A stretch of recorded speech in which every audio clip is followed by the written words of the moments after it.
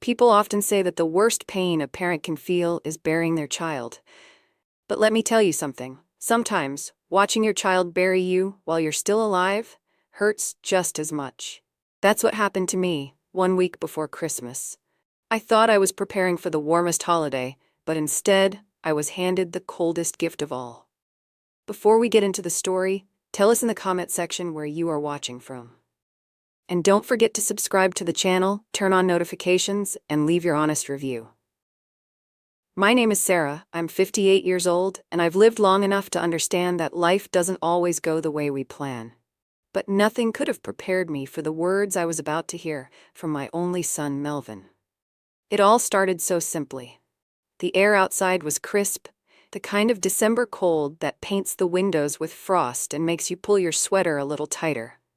In my little kitchen, the radio hummed softly with Christmas carols, and I was busy assembling a basket filled with love, homemade gingerbread cookies, a scarf I knitted myself in Melvin's favorite navy blue, and a small wooden ornament I carved just like I used to when he was little. You see, I don't have much money, but I've always believed gifts from the heart are worth more than anything you can buy in a store.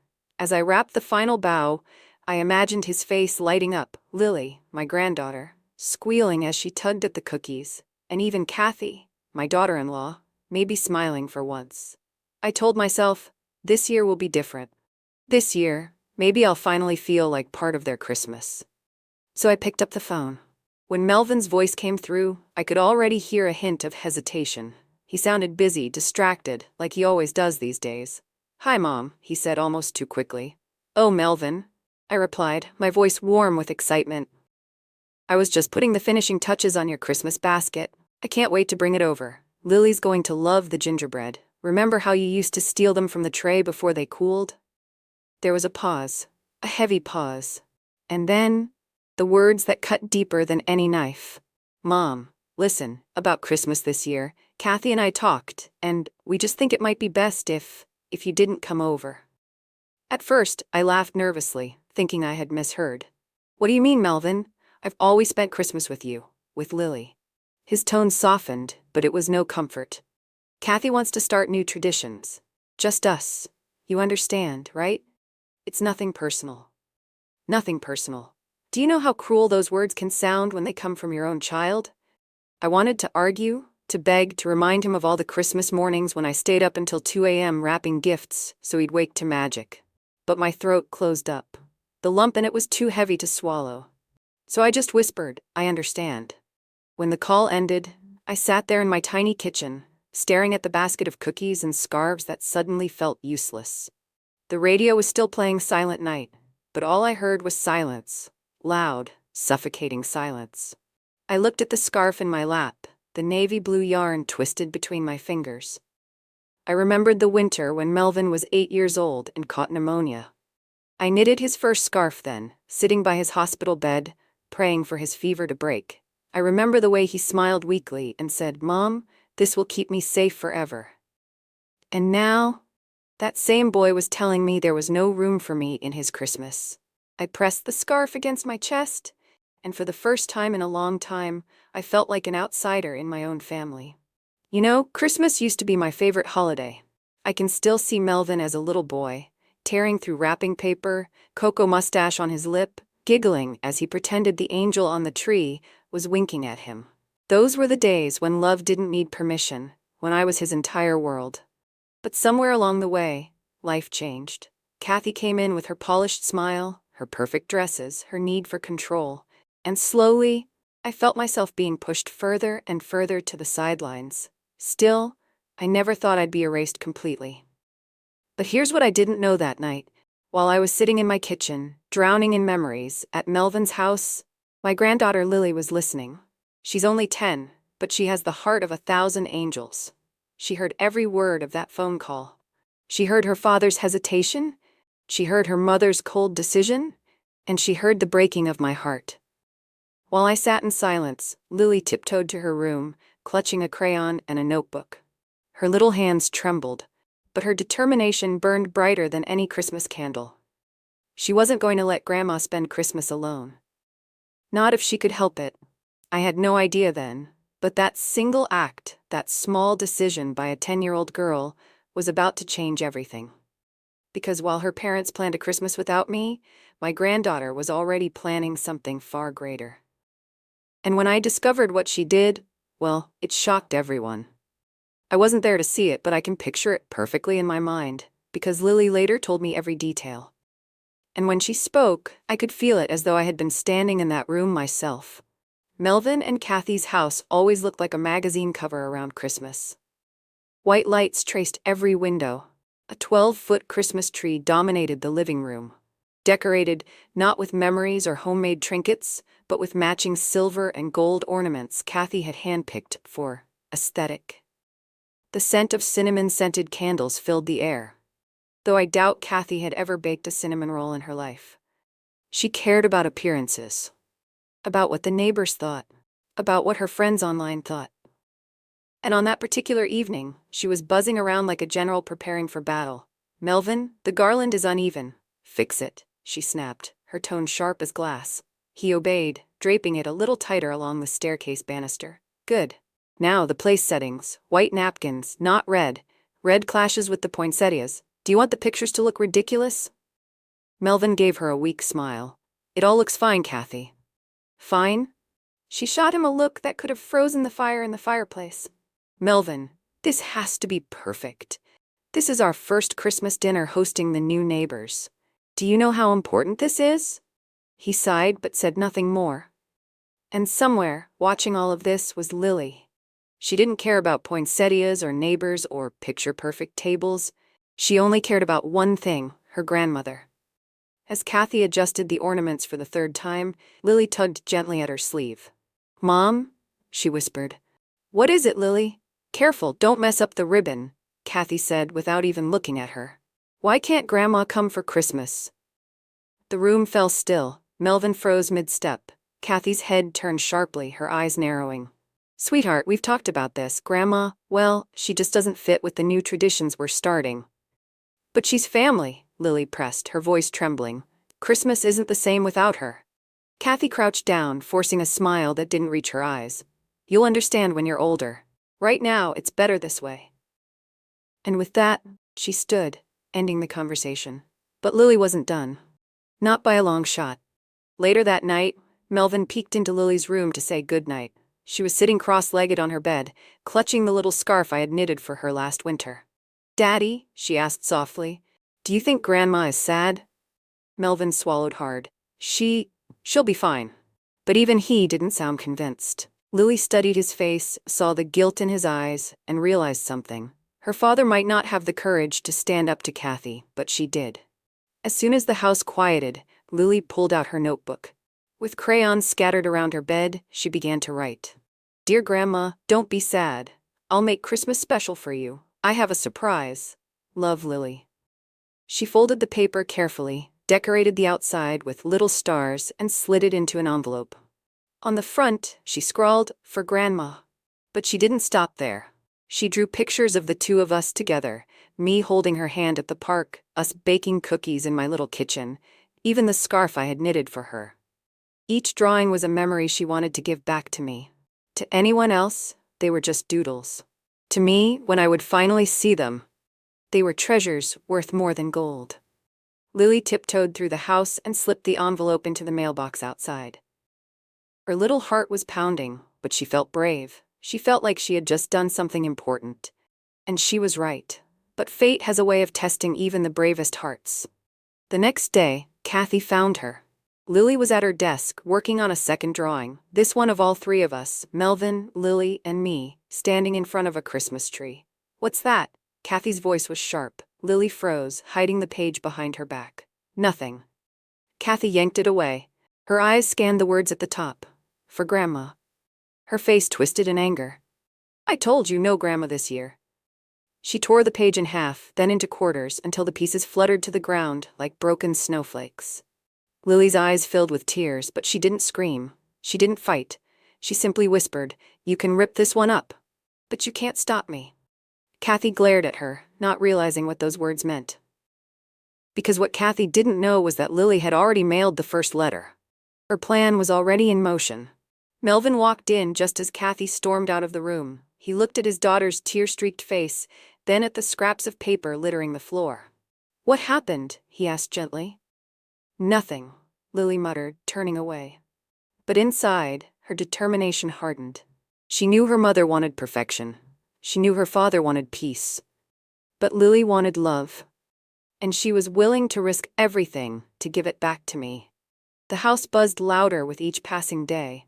Kathy's guest list grew. Melvin's guilt grew heavier, and Lily's secret burned brighter than ever. By the time Christmas Eve arrived, the table was set with fine china. The chandeliers sparkled, and Kathy finally looked satisfied. She thought everything was under control. Melvin thought he could keep the peace. But outside, in the quiet winter night, someone unexpected was already making their way toward the house. The night was beautiful, almost cruelly so. The snow had fallen in delicate sheets, blanketing the streets in white. Melvin's house, Kathy's house, really shone like a palace on the hill, every window glowing golden, wreaths on the doors, candles flickering in perfect symmetry. I stood outside for a long time, clutching the little gift bag I had prepared. My hands trembled inside my gloves. Inside that bag were cookies, a scarf for Lily, and most importantly, her letter. The letter that had reached me like a lifeline, telling me I was wanted, needed. My heart told me, if your granddaughter asks you to come, then you go. So I took a deep breath, lifted my chin, and walked to the door. Inside, the house buzzed with laughter and chatter. The chandelier glistened, the piano played a cheerful tune, and Kathy floated from guest to guest like a queen hosting her royal court. Her dress shimmered silver under the lights, her smile polished and practiced. "Isn't the tree lovely?" she said to a couple by the fireplace. "We had it decorated professionally. 12 feet tall, nothing but the best." Guests murmured in admiration, glasses clinking, compliments flowing. But not everyone was at ease. Melvin lingered by the dining table, a glass of wine untouched in his hand, his smile thin. I can only imagine what was swirling in his mind. Guilt, maybe regret, but I know one thing, he wasn't at peace. And somewhere among the guests was Lily, her small eyes shining with a secret she could barely contain. She slipped away quietly, heart racing, making her way toward the front of the house. Then it happened. The doorbell rang. The sound cut through the music, through the laughter, through the clinking of glasses. Heads turned. Kathy, ever the perfect hostess, smoothed her dress and glided to the door. She opened it and froze. And there I was, standing on her doorstep. Gasps rippled through the room. Guests leaned forward to see who had arrived. Kathy's smile collapsed like glass shattering on tile. "Sarah," she hissed, her voice sharp and cold. "What are you doing here?" I swallowed hard, my fingers tightening on the gift bag. I only came because I received a letter. From Lily. The room fell into a stunned silence. Guests exchanged glances. Kathy's eyes widened, then snapped to Melvin. "You promised me this wouldn't happen," she spat, her voice low but full of fury. Melvin stammered, his face pale. I didn't." But before he could finish, Lily darted from behind the staircase. "Grandma!" she cried, her voice ringing clear and bright. She ran across the room, flinging her arms around me. The gift bag nearly toppled from my hand as I embraced her tightly. Tears burned my eyes as she looked up at me and declared, loud enough for every guest to hear, "Christmas isn't Christmas without Grandma." Gasps again. But this time they weren't shocked, they were softened. I could see it in their faces, the neighbors, the friends, the guests Kathy had wanted to impress. Suddenly, they weren't admiring her glittering tree. They were watching her daughter, and me. The truth had stepped into the spotlight, and Kathy hated it. Whispers stirred among the guests. "Did you hear that? She wasn't invited? But she's the grandmother." Kathy's carefully built image, her perfect Christmas, was unraveling right in front of her. I wanted to shrink away, to disappear, but Lily held me tight as if she knew I needed her strength. "Grandma," she whispered softly, "I'm so glad you came." And in that moment, no matter what storm brewed around me, I felt whole. Kathy's face flushed red, her jaw clenched so tightly it seemed it might crack. She grabbed Melvin's arm, digging her nails into his sleeve. "Fix this," she hissed through gritted teeth. "Get her out. Now." Melvin looked torn in two. His eyes flickered from his wife to me, then to Lily. His hand trembled around his glass. "Kathy," he began, but his voice faltered. "No excuses," she snapped. Not in front of everyone, but it was too late. Everyone had already seen, everyone had already judged, and their eyes weren't on Kathy anymore. They were on me, on Lily, on the bond no one could deny. I wanted to speak, to explain, to apologize for showing up. But as I opened my mouth, I realized I had nothing to apologize for. Still, I said softly, I didn't mean to cause trouble. I just wanted to give this gift and to answer my granddaughter's letter. I held up the small bag, my hands trembling. The room was so quiet you could hear the crackle of the fireplace. And then Kathy snapped. Enough, she barked, her mask of perfection slipping away entirely. She yanked Melvin's arm hard. Come with me now. She dragged him out of the room, her heels clicking like hammers against marble. The music faltered. The guests shifted uncomfortably. And there I stood, holding Lily, holding the little bag that now felt heavier than stone. The entire party froze, breathless, waiting. Would I be thrown out into the cold? Or had the truth already rooted itself too deeply to be silenced? What happened next would shatter the last illusion holding my family together. Because behind closed doors, Kathy was about to reveal something none of us were prepared to hear. I never imagined that Christmas Eve would feel so heavy. The kind of silence that filled Melvin's living room that night wasn't the warm, gentle hush of family gathered in love. No, it was sharp, like glass. You could hear every uneasy breath, every clink of cutlery left untouched on the table. I sat in the corner, my hands resting on my lap, trying not to let my heart show on my face. I felt like a stranger in my own son's home, an intruder in the very place I once dreamed of spending Christmas, surrounded by my family. From the kitchen, muffled voices broke the silence. Kathy's sharp tone, hushed but dripping with venom, cut through the air. Melvin, I told you this would happen. She shouldn't be here. I lowered my gaze, pretending not to hear, but every word pierced me. Then Melvin's voice, hesitant, weak, almost pleading, answered, Kathy, please, not tonight. Not tonight, as if tomorrow would be any different. For a moment, I considered standing, thanking everyone politely, and leaving quietly into the night. It wouldn't be the first time I'd walked away with my heart aching, pretending it didn't hurt. But before I could move, I heard the smallest voice in the room. Stop. It was Lily, my granddaughter. She stood in the center of the living room, her little hands trembling but determined. Her cheeks were flushed, her eyes shining with unshed tears. In her hands, she held something fragile, something torn and patched back together with tape. Everyone turned to look at her, their conversations and whispers silenced. Even Kathy froze in the doorway, her eyes narrowing at the sight of that paper. Lily's voice wavered, but she spoke bravely. I found this in the trash. Grandma never saw it because someone tore it up.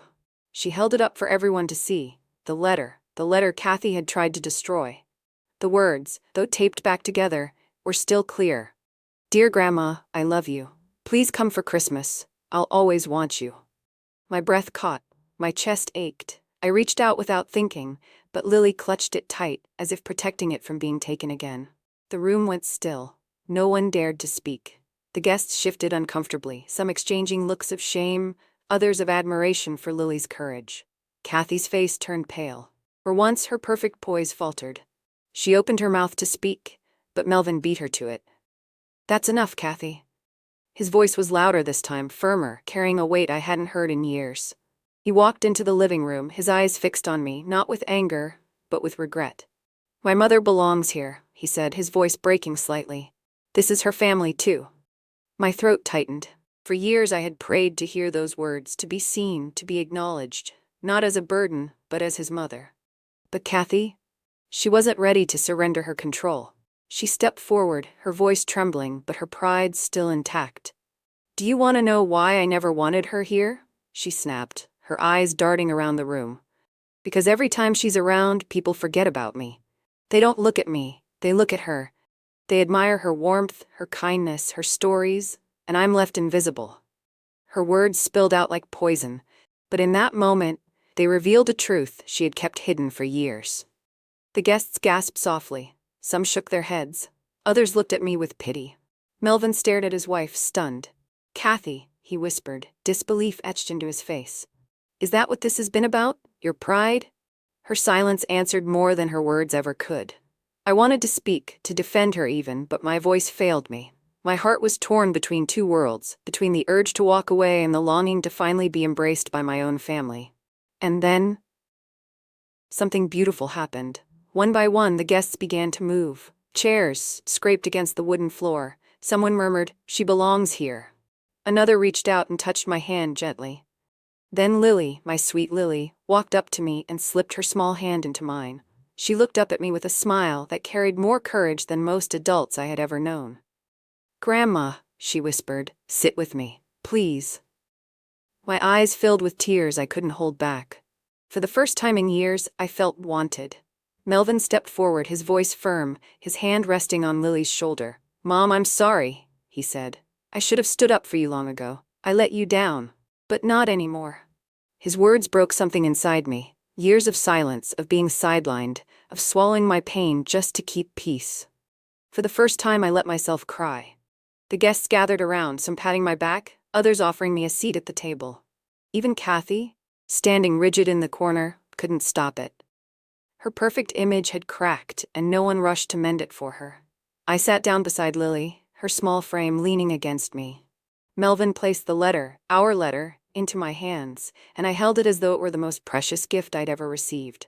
That Christmas meal, I didn't taste the food as much as I tasted something far sweeter: acceptance, belonging, love. Kathy sat quietly, defeated, her eyes downcast. But I didn't feel the need to gloat or triumph. This wasn't about winning. This was about healing. Later that night, as I held Lily close, I thought to myself, sometimes it takes the smallest voices to bring down the tallest walls. It wasn't Melvin's courage, nor the guests' pity that saved me that night. It was Lily's innocence, her love, her refusal to let my place in her life be stolen. And in her courage, I found mine. That Christmas, I didn't just get a seat at the table. I got my family back. So what my granddaughter did that night didn't just save my Christmas, it saved my family. It reminded me that love doesn't always roar the loudest. Sometimes it whispers through the heart of a child, and those whispers can move mountains. If you've ever felt overlooked, forgotten, or unwanted, remember this: sometimes the bravest love comes from the most unexpected places. Thank you for listening to my story.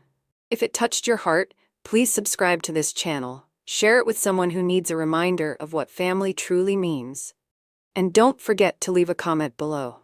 I'd love to hear your thoughts, because in the end, stories like these are what keep us connected. And you never know, the next story might just be yours.